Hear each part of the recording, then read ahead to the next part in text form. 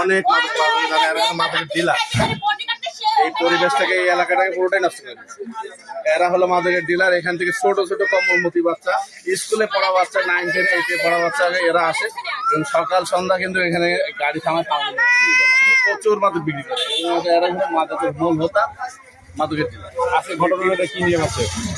মাদক বিক্রি এই অঞ্চলে কোনো মা বোন সিঙ্গেল যেতে পারে না, গেলেই অশ্লীল ভাষা এবং গায়ে হাত দেওয়া পর্যন্ত অবস্থা খারাপ করে এবং বাড়ি বাড়ি ঢেল করে এবং হুমকি দামকি আমি আমাকে বলতে তোমাকে খাইয়ে দেবে, আমাকে খাইয়ে দেবে, এইরকম হুমকি দামকি সবাই দিতে।